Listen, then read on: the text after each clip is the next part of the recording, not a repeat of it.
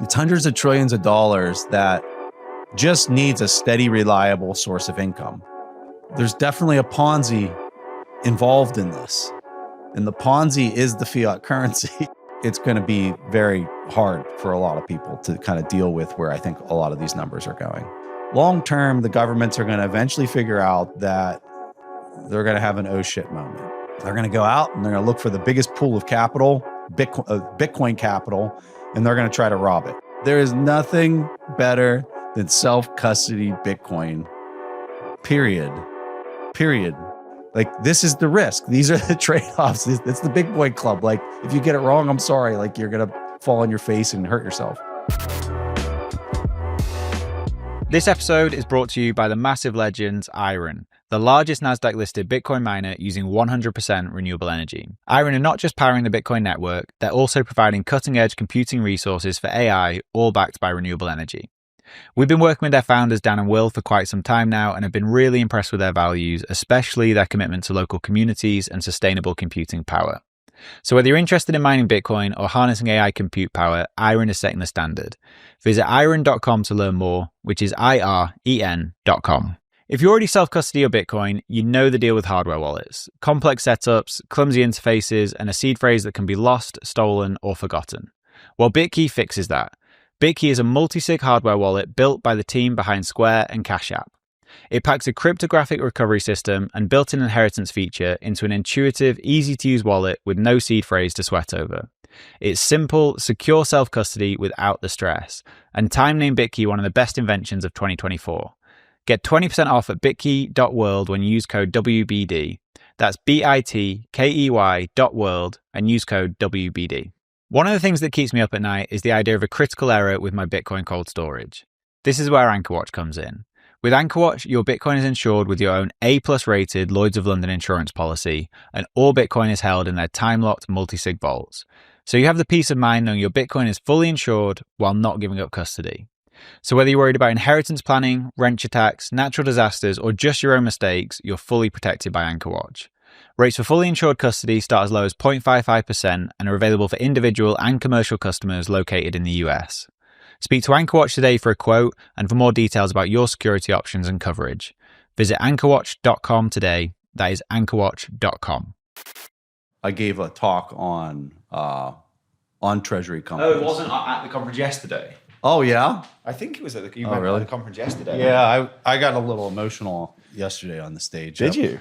I'm tired of people having an opinion that literally don't know anything about it. Well, you're not going to like this then. No. No, there's a difference in the way that they kind of approach it. I think that is the perfect place to start, though, because I've been skeptical of these things. And people should be skeptical of them. Yeah, and I think I've said this 1,000 times on the show. Like, I separate the idea of like a strategy and a meta planet, and I'm sure there'll be others, but like a small group of them I can see doing really well. Yes. What I don't know is what happens to the long tail of these treasury companies. Yeah. And if the idea of just selling equity to buy Bitcoin is interesting anymore, or if we've gone past that. But why don't we start with just... I would stop you right there with that statement. Let's do it. Okay, because you're not just selling equity to buy Bitcoin. You are, in most cases you are, especially since they're moving to issuing preferred stock to buy Bitcoin. Mm-hmm. But you can also do convertible debt, and it's not just diluting common shareholders. There's much more to it than that. Well, is there much more to it to all of these companies, or are you talking specifically about the ones like Strategy that are doing? I would say that most of my comments today are oriented to just talking about strategy. Mm-hmm. And that's kind of, I guess, what I was trying to say, and maybe I didn't explain it properly, is that like all the products that Strategy do on top of it with the preferreds and things like that, which I do want to get into, like that is interesting. I think the companies that are just trying to copy what Saylor was doing 3 years ago may be less interesting to the market now. Yeah, I would argue that if you're trying to do what he's doing and you don't have a lot of access via liquidity in the preferred market or the convertible debt market, you literally can't do what he's doing. Mm-hmm. It's impossible. Because all you can do is issue more common stock, and like you're just going to deflate the MNAV if that's the only mechanism that you have in this pump of a transmission that's pushing Bitcoin onto the balance sheet. So like if you don't have access to public, and that's another important part, a public market for preferred issuance or convertible debt issuance, you can't do what he's doing. Yeah. And so where's the best place to start? Maybe we'll just start with your take, because then I've got a few questions. I've got a ton of things I want to talk about, because I would like to, I'd like to think I've been getting this wrong the whole time. Like, that would be great to me. Well, to your point, like, there's going to be a lot of copycats. There's going to be a lot of people who have no clue what they're doing that are trying to copy, and they're going to get over levered, and it's going to be a disaster. Not only that, you have people out there trying to do this with Solana. You have people trying to do this with other things. So, like, where I want to start is and this is really important, and I want to make sure that this clip is out there, because this is truly how I feel. There is nothing better than self-custody Bitcoin. Period. Here. Period. Mm-hmm. Okay. The other thing that I want to say is can MicroStrategy or strategy outperform Bitcoin? The answer is yes, it can. Does it come with more risk than just holding your own keys in Bitcoin? Absolutely. Like, undoubtedly, yes. Okay. Mm-hmm. And so if they're doing it in what I would describe as a responsible way, and probably going to be the best out there executing this strategy, all the others are going to be risk in addition to strategy, potentially. Mm-hmm. Now, the other ones could do it even safer, being over collateralized 7-to-1 instead of 5-to-1 or whatever, right? And that would be safer, and that would be more investable, I guess you could say. But it would still be of a higher risk than just holding Bitcoin. And, my opinion is Bitcoin today is doing 45% annualized if you're using the power law or whatever, as far as like what you should expect out of your performance if you're holding it long term. So the question that you have to ask yourself is, well, like, why do you have to do better than 45%? Yeah. In my case, and I'll speak about myself personally, I love security analysis. Like, I was podcasting over 10 years ago about security analysis before we were even covering Bitcoin. And so for me, I've been for a decade just buying Bitcoin because nothing could possibly outperform it. This is like your two worlds colliding. And it's my two worlds colliding. And finally, I can find something out there that can potentially outperform it. And I've taken a position, and I've talked about it publicly since 2020, right? I've taken a position in a company that then has outperformed Bitcoin since 2020. And I'm trying to educate people on the very, very early days of security analysis for companies that can outperform Bitcoin. But it comes with more risk if you can even do it.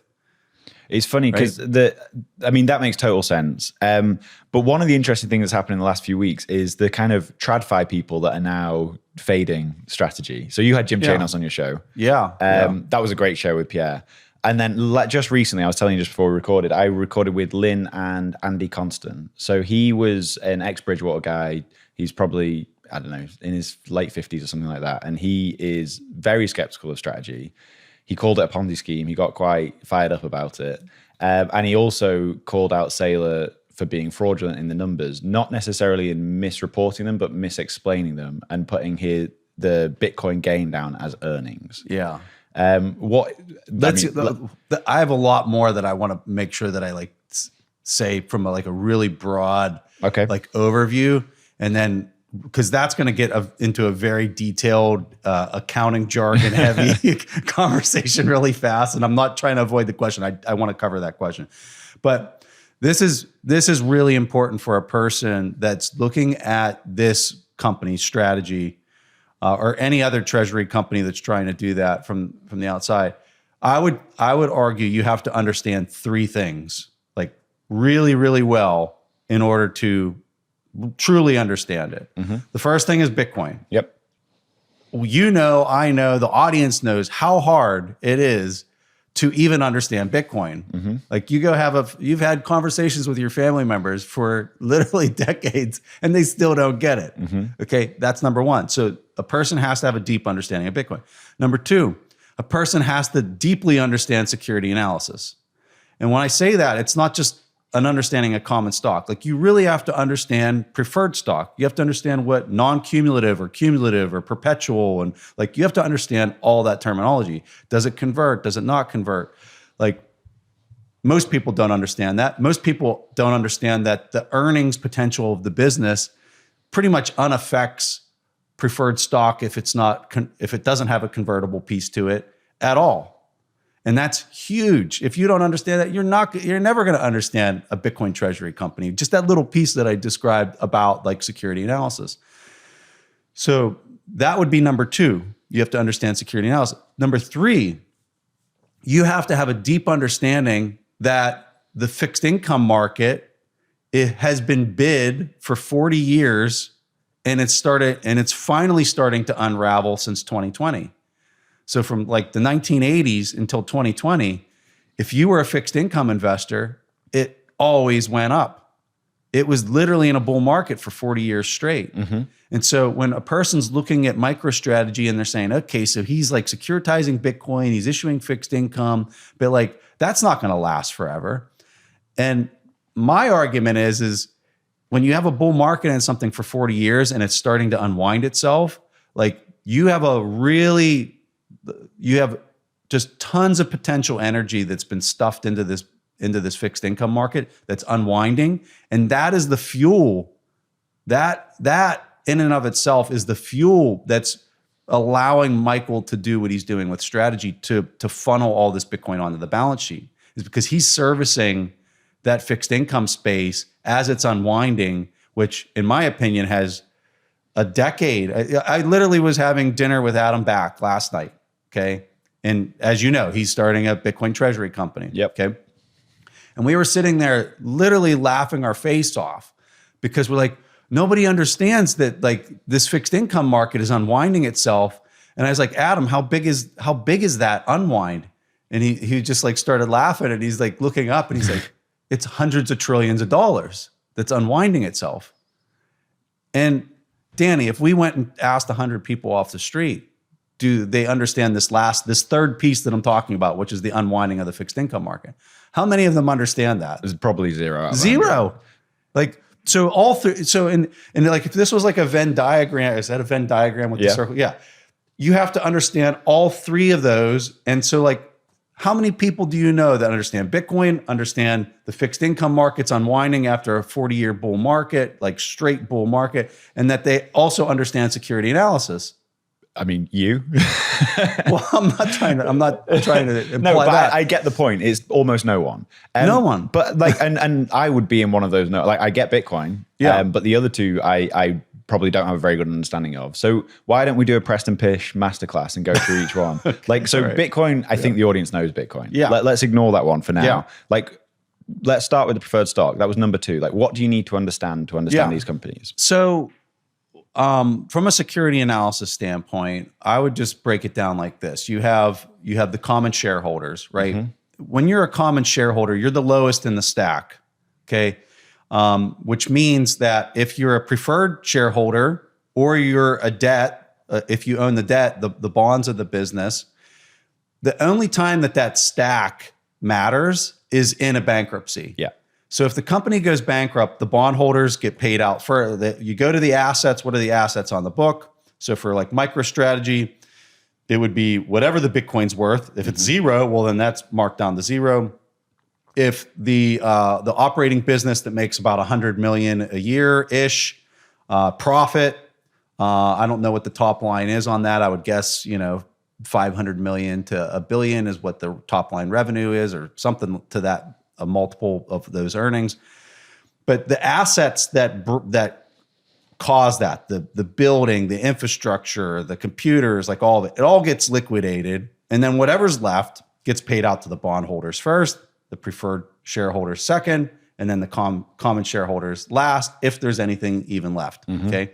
That's just the basic stack of failure.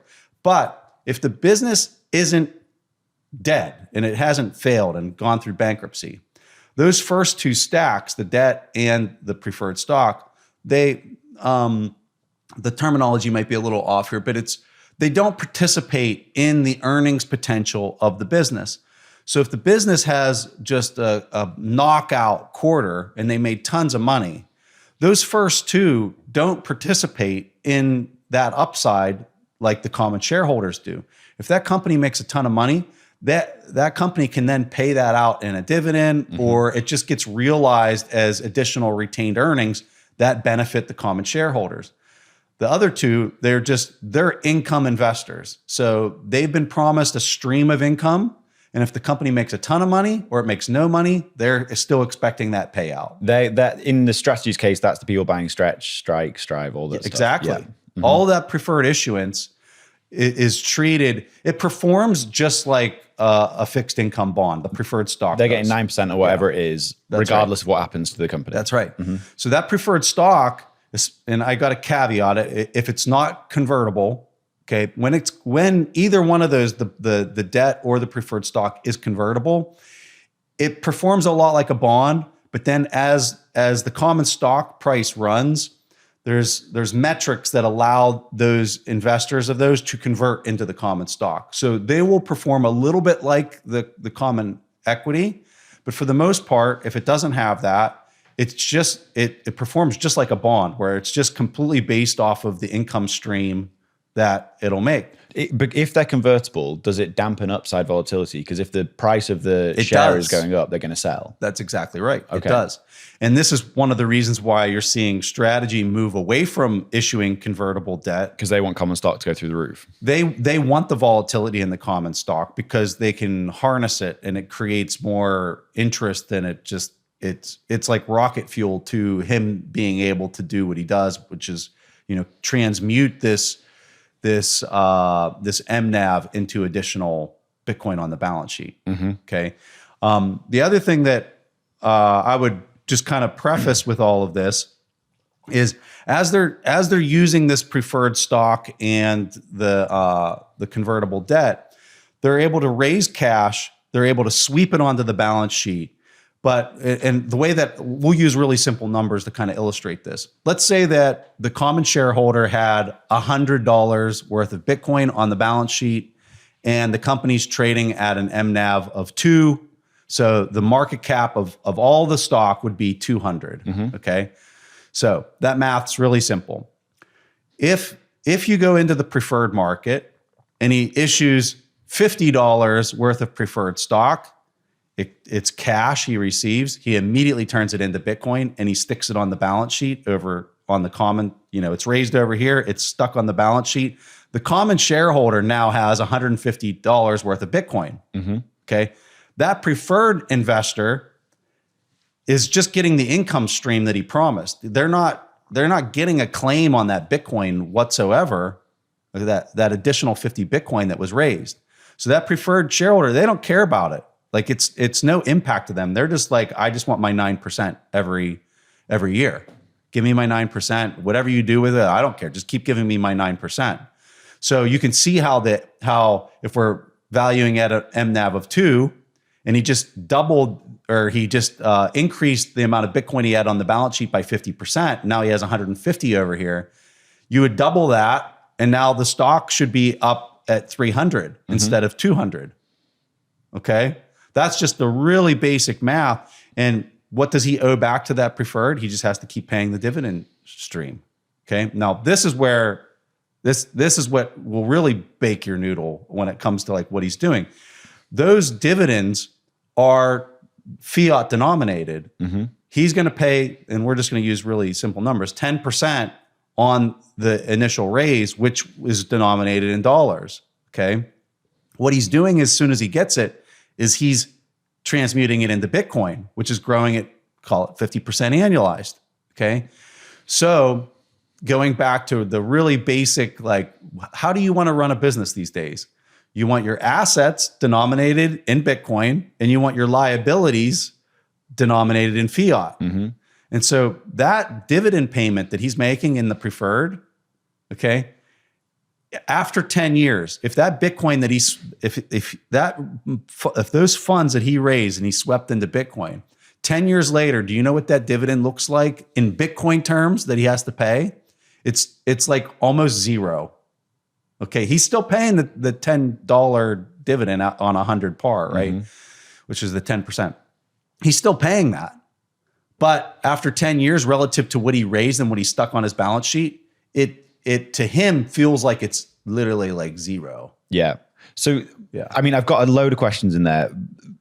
I think we're going to get onto the next one with these questions, but I couldn't agree more that assets and Bitcoin, liabilities and fiat makes total sense. But what I don't know is what it means in the short term. Like long term, that obviously is a clear winning path. But in the short term, if price of Bitcoin goes down, like we know it does, then like what happens to those liabilities if your asset is dropping in value? Yeah. So again, generically speaking, and then again, this is just strategy. This is not for all Bitcoin treasury companies. They might be way more over levered and like more precarious or whatever. But like for strategy, almost all of the dividend payments and coupon payments that he's paying out over on this side of the, I'm just like drawing a line. Like this is the common shareholder. This is all the preferred and the debt. Mm-hmm. He has $5 worth of Bitcoin on the common shareholder side for every $1 of debt that he's paying out over here. So you could say he's over collateralized 5-1. So if the Bitcoin price would go down 80%, he still has $1 of Bitcoin for every dollar of issuance in the fixed income space. Yeah, so I heard him on the earnings call say that it could go down 80% and nothing happens. And if it goes down 90%, which I don't think Bitcoin's going to go down 90%, then he would have to pause. He would start getting diluted.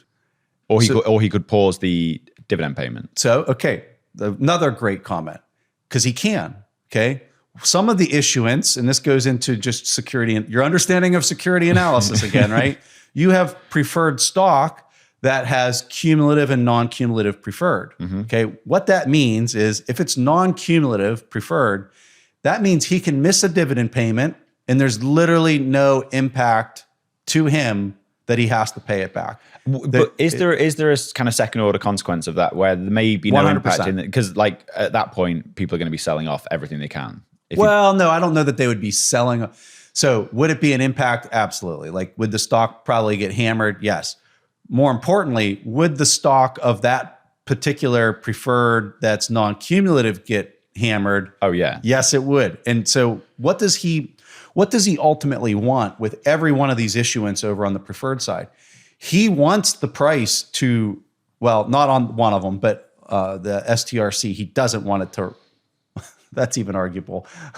Okay. So he wants the price of the preferred stock to run hot. Yep. Okay. Why does he want it to run hot? Because when he wants to raise more, he can just issue more shares. They're bidding higher because his income's better than anything else in the fixed income market. So it's bidding. So if he issues more shares, do you want to issue more shares when they're higher or lower? You want to issue them when they're higher because you can raise more money without diluting yourself, even on the preferred side, because there's the dilution of the preferred, right? So he's issuing it there over on the preferred side. He's raising cash and he's sweeping that into Bitcoin. If he starts missing dividend payments because he can, okay, because they're non-cumulative preferred, he has that option.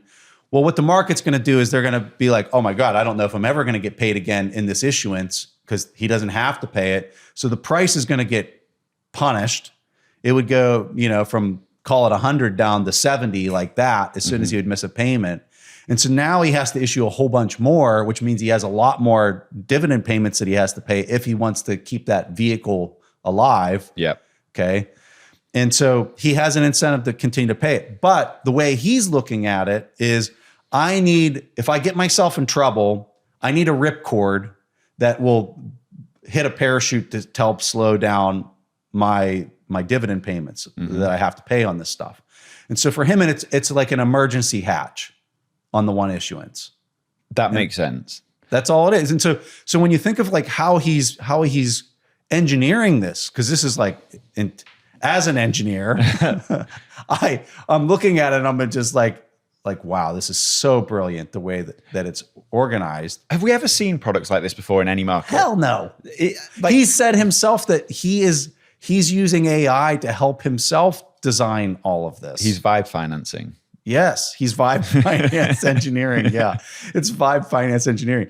But when I look at it, I'm saying, wow, so he's over collateralized 5-1. Bitcoin could go down 80%. He's still 1-to-1 matched. would that be dilutive because he would have to, either issue more in the preferred market or the common to kind of raise to make up for the dividend payments to kind of get himself through that bear downturn? All of that is yes. Would he survive? Absolutely. He's the issuer. He's basically the central bank of MicroStrategy shares on the preferred and the common side. So like if it goes down, these people that are saying, oh, he was almost margin called.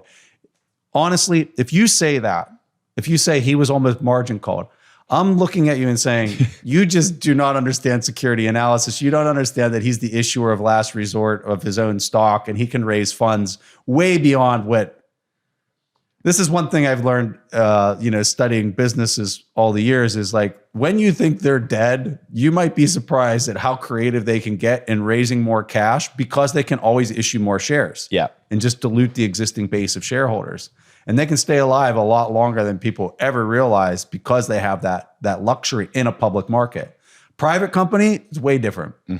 Public markets, like they can stay alive way longer than people realize because they have this power to issue more stock, either in the preferred markets, convertible debt markets, common stock, whatever. Do you wish you could access cash without selling your Bitcoin? Well, Ledden makes that possible. Ledden are the global leader in Bitcoin-backed lending, and since 2018, they've issued over $9 billion in loans with a perfect record of protecting client assets. With Ledden, you get full custody loans with no credit checks, no monthly repayments, just easy access to dollars without selling a single sat. As of July 1st, Ledden is Bitcoin only, meaning they exclusively offer Bitcoin-backed loans with all collateral held by Ledden directly or their funding partners. Your Bitcoin is never lent out to generate interest. I recently took out a loan with Ledden and the whole process couldn't have been easier. It took me less than 15 minutes to go through the application, and in just a few hours I had the dollars in my account. It was super smooth. So if you need cash but you don't want to sell Bitcoin, head over to ledden.io/WBD and you'll get 25% off your first loan. That's ledn.io/WBD. Bitcoin is absolutely ripping, and in every bull market, there's always a new wave of investors, and with it, a flood of new companies, new products, and new promises. But if you've been around long enough, you've seen how this story ends for a lot of them. Some cut corners, take risks with your money, or just disappear. That's why when it comes to buying Bitcoin, the only exchange I recommend is River. They deeply care about doing things right for their clients and are built to last with security and transparency at their core. With River, you have peace of mind knowing all their Bitcoin is held in multi-sig cold storage, and it's the only Bitcoin-only exchange in the US with proof of reserves. There really is no better place to buy Bitcoin, so to open an account today, head over to river.com/WBD and earn up to $100 in Bitcoin when you buy. That's river.com/WBD. What if you could lower your tax bill and stack Bitcoin at the same time? Well, by mining Bitcoin with Blockware, you can. New tax guidelines from the Big Beautiful Bill allow American miners to write off 100% of the cost of their mining hardware in a single tax year. That's right, 100% write-off. If you have 100K in capital gains or income, you can purchase 100K of miners and offset it entirely. Blockware's mining as a service enables you to start mining Bitcoin right now without lifting a finger. Blockware handles everything from securing the miners to sourcing low-cost power to configuring the mining pool. They do it all.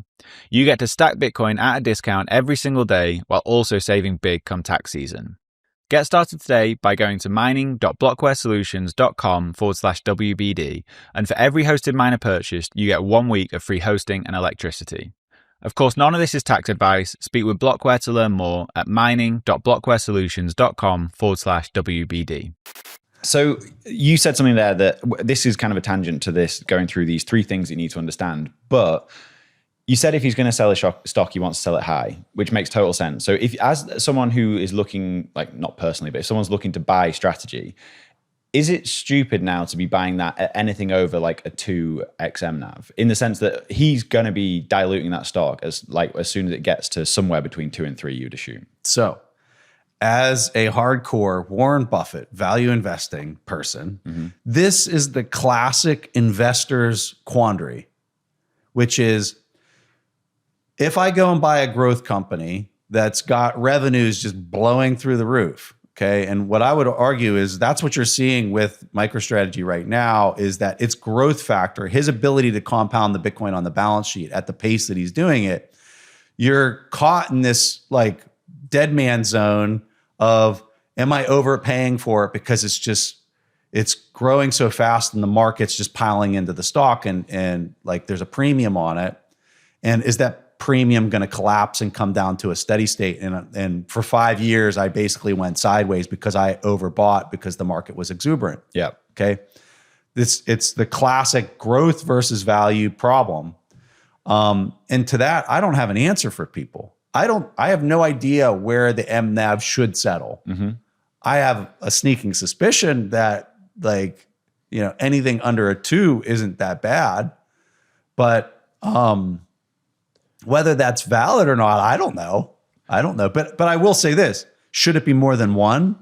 In my opinion, hell yeah, it should be more than 1. See, I don't disagree with that at all.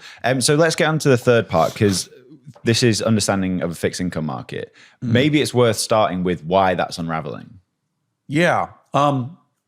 So when we went onto the petrodollar system, and if you could zoom out and just look at 100 years of like US of the 10-year Treasury in the US, you would literally see in the 1940s it was 3 or 4%, and it went straight up into the 1980s, which was inflationary. We were basically debasing the peg against gold. The rest of the world was pegged to us, so they were also doing it simultaneously, and you just had interest rates running. We go onto the petrodollar system, and then central banks collaborate and just continue to bid. The way that they're infusing dollar liquidity, fiat, into the system is through the fixed income market. They're just bidding those prices to keep the stability. That liquidity is coming into the market. I always joke, you could have been a ham sandwich for 40 years in the fixed income market and you would have just made money.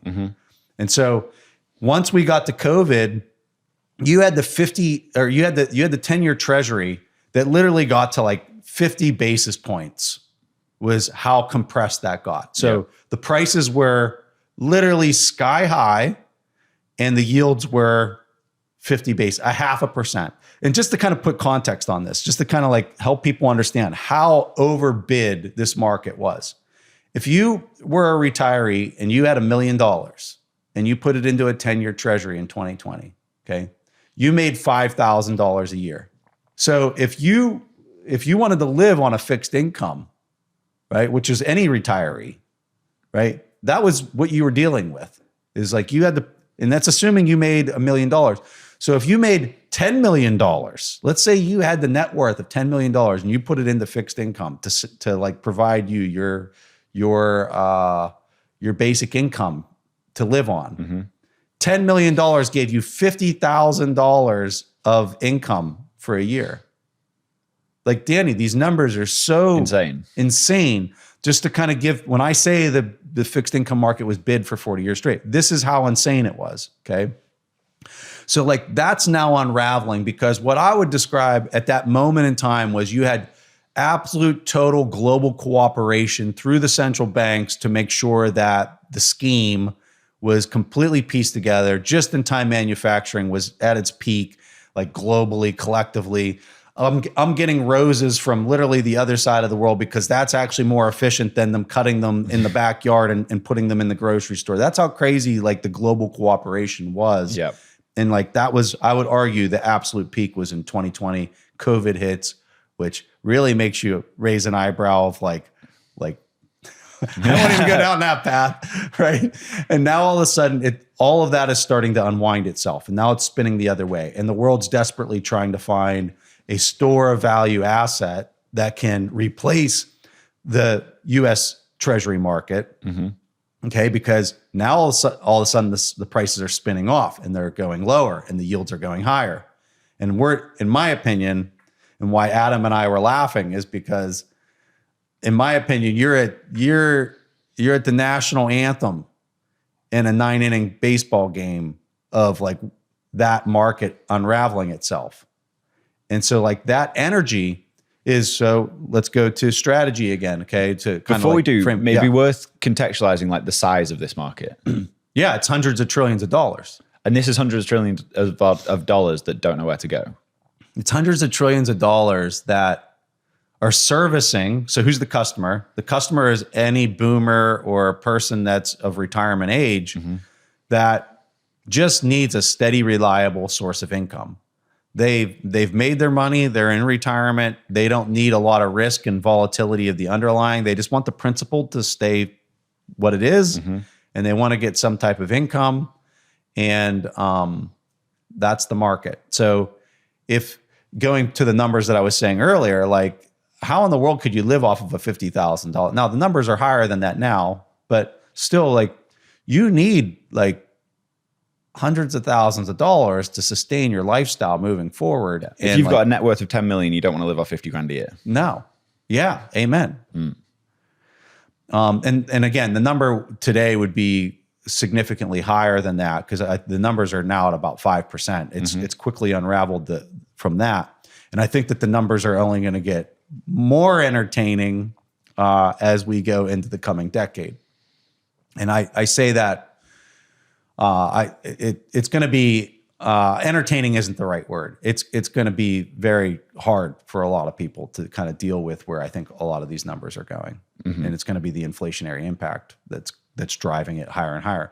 But so when you look at the fixed income market and you're saying, okay, so like what this is a question I would love to state. A person that would look at strategy would say, what the hell's the product? What's the product? I don't get it, right? Here's the product.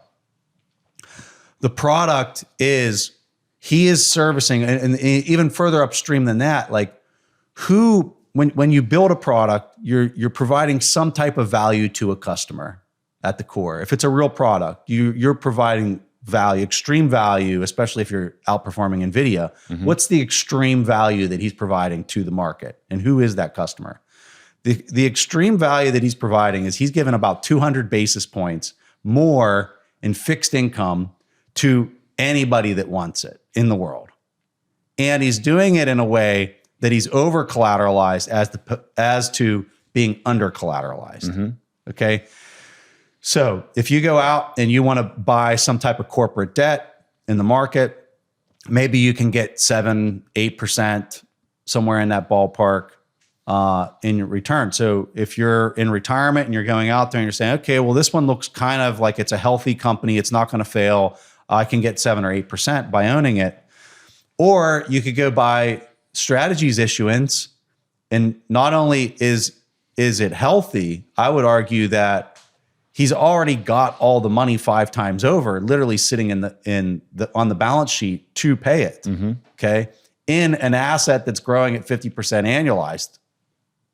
Which is insane. Seems pretty safe. Which when I'm looking at it from a safety factor is way more safe than some company that says, hey, we're going to try to make the money and continue to service the debt, the dividend or the coupon. He's already got the money. He's already got the money 5 times over and it's growing at 50% annualized. Okay. So you want to talk about the health difference. There's a really big difference. But typically when you're in markets, if something is way more healthy, the yield on it is lower. Yep. Right? Just look at credit cards. Like, why do you pay such a high thing on credit cards? Because it's very risky. Yeah. So he's paying 200 basis points higher. I would argue he's literally 5 times safer than anything else out there. And so who is he servicing? He's servicing the trillions, the hundreds of trillions of dollars of demand that's out there for something like this. Like the new issuance, the STRC, he's going after money market accounts. And I think it's 8 or 9%. Where can you go, a money market account where your principal is somewhat pegged at $100 and you're getting, call it an 8 to 9 to 10% return on your money. And if you want to sell it tomorrow, you still get your principal of 100 back, but you had the luxury of receiving such a high income. He's literally outperforming money markets by double at least. So not to sidetrack you too much, but with Stretch, which is essentially a $100 peg stablecoin, I think he's starting that issuance at 9%. Why won't the market wake up to this and that end up being below 5%? Well, so he can keep raising. So that's the beauty of the instrument is he can keep raising the interest rate on it. By just issuing more? Well, and the other thing that, well, so no, he can go in and literally adjust the interest rate on it. Yeah, but that I guess that So he can just adjust it up constantly. Well, so in your case, so what you're describing is if he didn't issue any more stock, the market's going to bid it. It's going to go over the 100 that he's trying to peg it at, and the yield will collapse down. Yeah. So how does he handle that? He just issues more shares. Because when he issues more shares, he's going to collapse it back down to 100, and he's going to keep it at 100. So it's like a geyser that's just shooting out cash. But the interest rate can still move, can't it? If he keeps it pegged at 100, the interest rate will, because there's so much demand, and he's controlling that demand through further share issuance, that interest rate will stay there as long as he doesn't adjust the interest rate. Wait, help me understand this. So this is just your basic, when prices in bonds or preferreds go up, right? When the prices go up, the yields go down. Okay. It's just that. So by issuing more, he can keep it at 9%. So if the demand is driving the price on the underlying higher, yes. So even if you went out 5 years from now as this matures, you think it's still going to be at 9% on the stretch product? Well, I don't know what he's going to adjust the interest rate at. Because he wants to pay as low interest rate as possible while still having demand, I would assume. Absolutely. But he also wants to have to have that demand there. He's always going to have somewhat of a premium over what the rest of the market's offering. Even if the market wake up to the idea that this is actually way more safe. And the reason he's going to be able to do it is because he's literally sitting on this asset that's growing at, call it 50% annualized. But what I can't understand is, like, if the market wakes up and thinks like you, I think they would probably be happy to do it at 6%. Pull on that thread a little bit more. Describe what you're you're saying that this is the safest fixed income product out there, essentially. Yeah. And so why can't he undercut the other products? Why does he have to be at a premium over them? Because I think if he came in and undercut the market, like the discount was lower because he's more healthy. He understands that he's more healthy, but the problem he has is the market doesn't understand that he's more healthy. So that I guess that's my point. Like, in a few years' time, if people are starting to think the way you are about this product, why can't he be doing that at 5%? Oh, he could be. And with the way that vehicle is structured, STRC, he could lower the rates because he has an adjustable interest rate that he can change. So as this matures, you do expect that interest rate to drop at some point. If the market's demanding the product, he could, relative to everything else. So what the question you have to ask yourself is, what is the rest of the market doing? If the rest of the market is bidding to, I'm just going to use crazy numbers. If the rest of the market's at 15%, and they've now understand that he's healthier and safer than everything else, and he doesn't have to overpay because the demand just continues to be there, maybe he could have his at 13%. So in that scenario, it went higher, but on a relative basis to the rest of the market, it's trading at a discount to the yields that you're getting in the rest of the market. So of the 100 trillion in fixed income that needs to find a home, how much do you think Saylor can capture? I have no idea. But when I looked at the STRC issuance and he came out and it was oversubscribed at 4.2 billion, today there's a lot of market demand for this stuff. I'm just pulling up MBK's site. He asked me to be an advisor on the website. On this website, yeah. So I'm helping him out a little bit. I saw that he's brought Rizzo on as well. He's going to be Strategy have 628,000 coins at the moment. If these products are as successful as you think they are, he's going to be sat on a whole load of cash, which is going to go into Bitcoin instantly. At what point does that become an issue? Well, okay. So when we talk about the very beginning of the show, I said that these investments come with additional risk, where you're leading me is that additional risk, right? My biggest concern with Bitcoin treasuries at large is long-term, the governments are going to eventually figure out that they're going to have an oh shit moment. They're going to say, oh my God, like we've been conditioned to just continue to blow out our expenses further and further every single year. And now we're being forced into this situation where we have to be fiscally responsible, or else we literally die relative to all the other countries on the planet, and we have major issues. So what are they going to do? They're going to go out and they're going to look for the biggest pool of capital, Bitcoin capital, and they're going to try to rob it. And so Nationalized strategy, nationalized whatever is where that could potentially go. When I think about that scenario, it's all about, if you want to try to predict the future, you always just kind of look at the incentives and you say, okay, it's like, what are the incentives? And then that'll help guide you in where it could go. But in that scenario, what's the incentives of a politician? Votes, re-election. That's what they care about. So if they're going to go rob a treasury, are they going to go rob a treasury of a company that millions upon tens of millions of people own? Or are they going to go to a treasury that 5 people own that gives them a lot of the bang for the buck? I think they're going to go for the latter. of course. But they also need substantial amounts of capital. So if they're going to go rob one, like, they're going to make sure that it's worth the squeeze in the one, instance or whatever. So is that a threat? Is that a risk? 100%. If you're not accounting for that in your overall, security analysis, like, I don't know what to tell you. But when you look at the risks between self-custodial Bitcoin, where you hold the keys and nobody can take it, versus I own paper Bitcoin in a treasury company, like, this is the risk. These are the trade-offs. It's the big boy club. Like, if you get it wrong, I'm sorry. Like, you're going to fall on your face and hurt yourself. So that is I think probably a very possible outcome. I don't know if it is going to happen, but it could. But there's another risk as well in terms of centralization of Bitcoin to the Bitcoin network itself, rather than like this nationalization of strategy. Do you see that as a problem if he gets to, presumably he's going to get to 1 million coins. Because he is literally 5 years in front of everybody else, there's a reason he has so many Bitcoin. Because he's not out in front, he's way out in front. Yeah.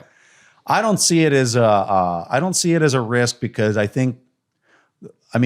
would argue the influx of all these new treasury companies is the thing that's naturally bringing a counterforce to the consolidation of Bitcoin on his balance sheet.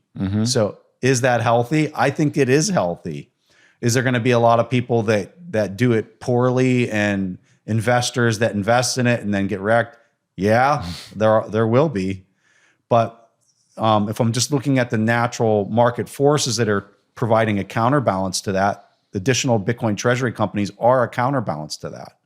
And when I'm looking at ETFs, that I'm way more concerned about ETFs that are just, custodying at Coinbase. And there's going to be 3 that really kind of win in the end, probably no more than that. And they're all custodying at Coinbase. I find that to be even more concerning, because that's representing all of those investors that bought the ETF. And you talk about a honeypot of honeypots. See, I would maybe fade that in a way that I assume at some point in the near future, in-kind creation and redemption of ETFs is going to be I would agree with that. And I think if you get in-kind redemption, then that risk is somewhat nullified. I would agree with that. So like, there's a huge tail after strategy. I've got it here. So we've got Marathon at like 50,000 coins. 21 when they launch is going to be like 43. Yeah. And Adam Backs is at 30. Yeah. Do you think that kind of ratio between 50,000 and 600,000 coins will stay the same even as they grow? Or do you think any of these companies can actually meaningfully catch Saylor? So why does Metaplanet have such a high MNAV versus strategy?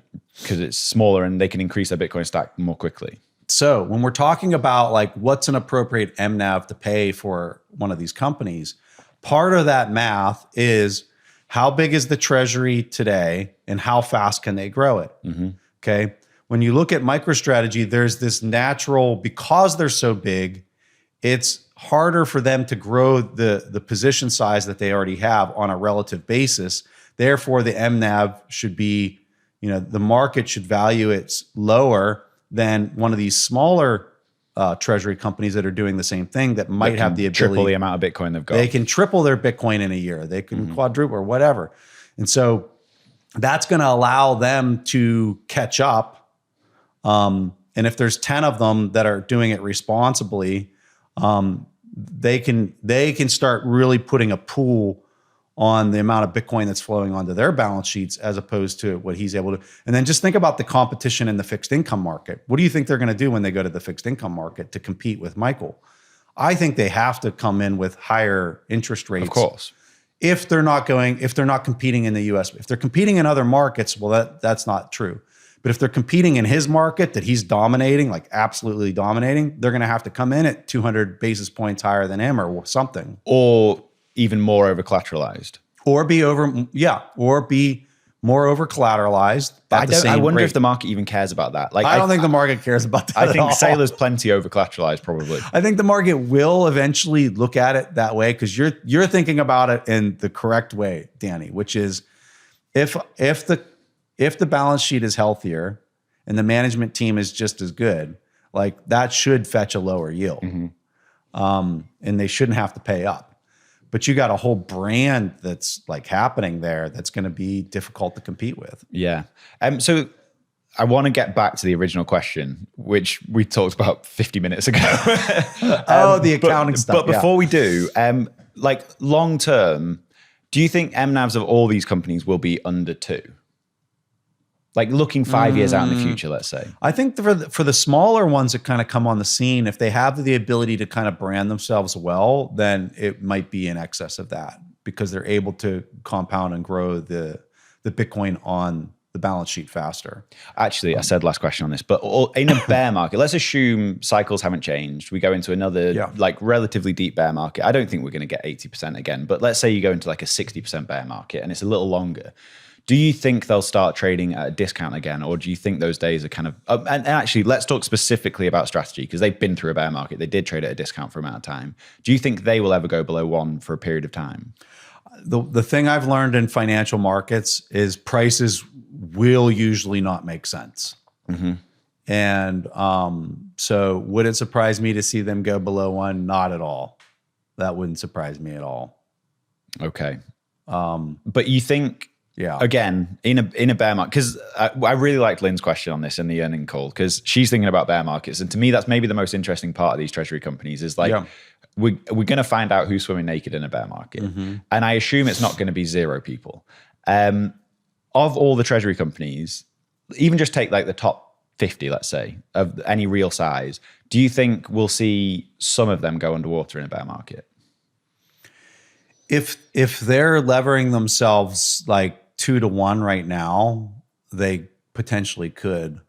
I think that and maybe this is me just being too optimistic, but what I've seen in security analysis is that public companies that have access to public markets can stay alive a lot longer than people realize, and they can endure a lot just because they have the power to issue more shares to generate life, the cash. I do also wonder if there's going to be an interesting dynamic. If we see a lot of them go to a discount to their NAV, if there's like a consolidation, like why wouldn't Saylor buy coins at an even bigger discount if he could, essentially by acquiring these other companies? Absolutely. And that's another natural market force is you will see other companies that will, and it might not be Saylor. It could be the BlackRocks of the world that go in there. And I mean, think about it. If you're BlackRock and you can go buy a bunch of Bitcoin at half off by just,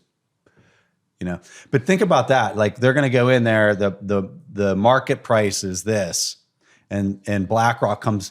Let's say you're running a treasury company that's half it's at a MNAV of 0.5, and BlackRock comes and knocks on your door and said, "Hey, we want your coins. We want to buy your whole company." You're like, "Okay, no problem. I know the market's at 0.5, but I'm not selling unless it's 0.9 or it's 0.95 is where it'll quickly get repriced in the when they pull it off the market." Yeah, it's going to be interesting, but it's going to be very interesting. It's going to get wild. So let's get back to that original question. One other interesting, hold on. One other really interesting thing that I haven't seen anybody talking about is if the MNAV is below 1, if the company sells the Bitcoin and buys the stock, that's actually accretive in Bitcoin terms to a treasury company. And it is. I totally see what you're saying, but it ruins the narrative. It ruins the multiple, the over collateralization of the fixed income issuance. And so you'd be sending a market signal that what they thought was the pristine capital that's backing everything is actually encumbered by the management itself through such antics. And so and then in a bull market when things are going well, you would never have confidence that they're not going to sell the Bitcoin. That's right. So strategically, even if it makes sense, strategically it's a bad decision. And that's why I think you didn't see strategy do that in the bear market, even though he's also saying that he measures everything in Bitcoin per share for the common shareholder. And that's important. It's for the common shareholder is how he optimizes. So the fact that he didn't do it goes straight to your point that you're sending a very mixed message to the market, which this whole thing is possible because of the fixed income market. And right. I think that's probably why you saw Saylor go on that tirade saying he'll never sell his Bitcoin, even his personal Bitcoin, because he wants the market to know that stuff is never moving. Yeah. So original point was this guy called it out as a Ponzi, which that's an easier one to do. So we could start there and then we can talk about the earnings. Yeah. There's definitely a Ponzi involved in this. And the Ponzi is the fiat currency. See, Checkmate called, I don't know, I don't want to put words in his mouth. I don't know if he was talking, I think he wasn't talking about Saylor specifically in strategy, but he called these treasury companies Ponzi adjacent. Oh yeah, I disagree with that. The Ponzi in this that he is harnessing is fiat. Going back to the asset is Bitcoin on the balance sheet and the liability is fiat, which is the Ponzi. And so he's leaning into the idea that fiat is a Ponzi. He's taking full advantage of it. And he's stacking the soundest thing that nobody can manipulate or tinker with to create more units of. And I think that anybody that's saying that really doesn't fully understand the security analysis side of it, and they definitely don't understand that fiat's unraveling itself in real time. And that's the play. Yeah. Now, if he's wrong about that, let's say tomorrow governments collectively around the world wake up and say, you know what, we're done debasing the currency.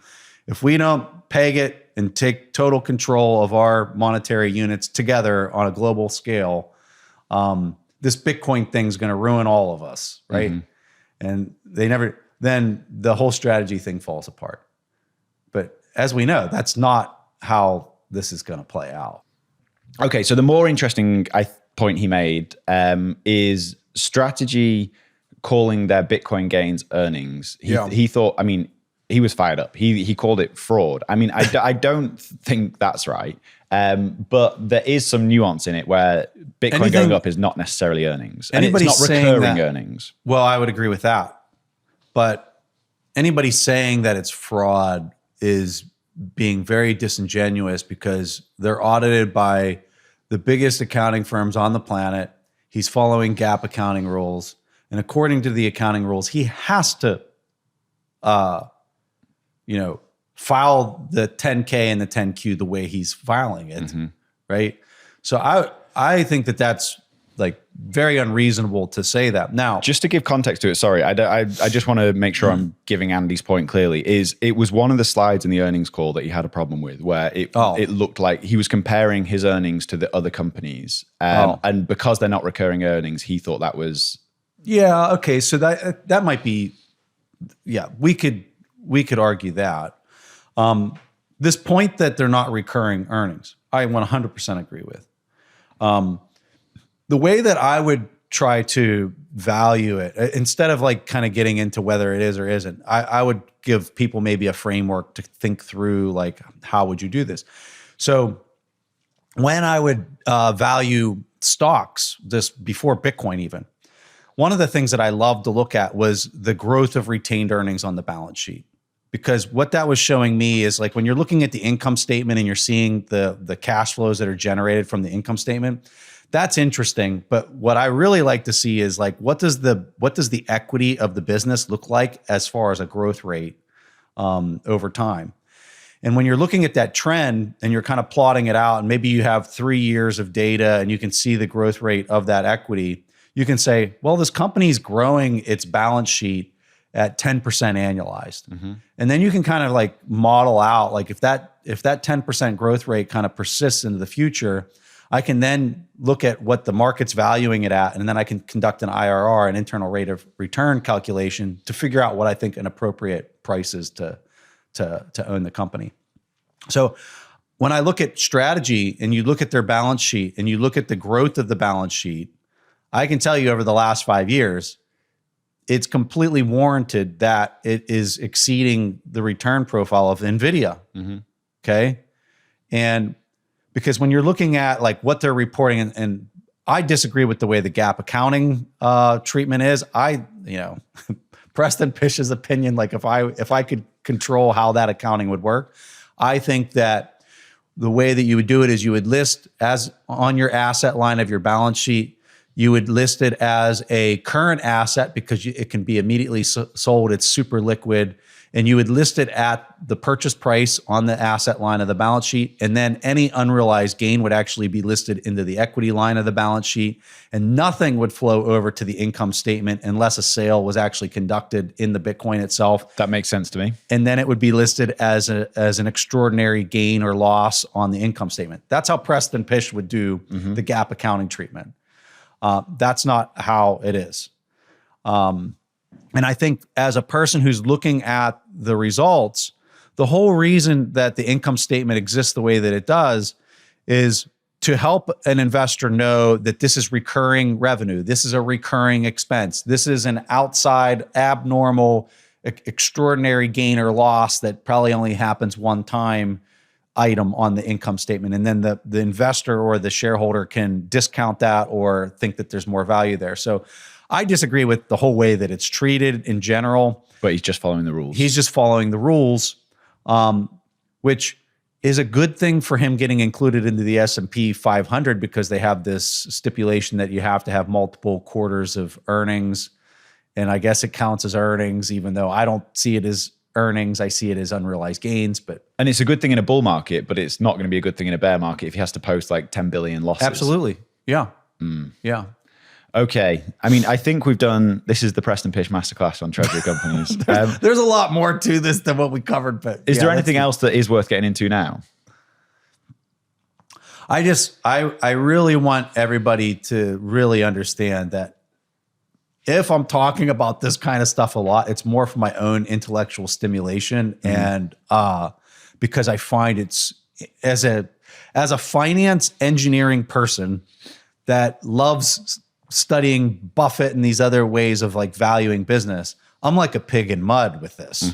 This is like one of the most exciting things ever for me to be talking about because I'm constantly learning new things and I'm having these aha moments like, oh my, like the STRC issuance for me was just like, that is the most brilliant thing I think I've ever seen like come to market. And then hearing Michael say, oh yeah, I got the idea from AI. I'm kind of like, oh my God, like what is happening? So like, I'm really enjoying like covering this. And I say all that because at the end of the day, the best thing that a person who doesn't understand any of this jargon, because I know there was a ton of jargon in this conversation, people who don't understand any of it, just buy Bitcoin, self-custody of the Bitcoin. Yes. Like nobody can ever take it from you. You're going to get crazy returns, I suspect, based on everything we are seeing and where this is all going. And you don't have to be fancy to like really have a profound change in your life by just owning Bitcoin and enjoying the ride and like not overthinking it. 100%. And that's what I'm doing. But just, I said, I just want to cover one more thing. I think we've got time. People talk about all these preferreds as Saylor like creating his own yield curve. Can you give a TLDR on that? Then I got a question on it. Yeah. Well, he's looking at the pools of capital and fixed income. And so like, what's one of the biggest pools of fixed income? It's literally money market accounts. And so he's very strategically going and looking at these different pools of capital. And you have investors that want long-term fixed income. They want to hold for 30 years. You got people that are, wanting 10 years of exposure. You're having people that want like an overnight rate. And he's just looking at all of those. And then his issuance that he's going into the preferred market with is trying to service those large pools of capital. And the larger the pool of capital, the more he wants to focus on providing something there. Something else that I think is a little more nuanced in like what he's doing, the fact that he's using preferred stock is really interesting in and of itself, because he's really never having to pay back the face value or the book value of the issuance. It's just the dividend or the coupon pay. It's the dividend payment when it's preferred stock. Mm-hmm. And that's huge, because if you look at like convertible debt, and I know I'm going off on a little bit of a tangent, but like when you look at convertible debt, when you issue that, let's say you raise $1 billion of convertible debt, you have to pay the $1 billion back in addition to whatever coupon is associated with it. But with the preferred, he's raising, call it $1 billion.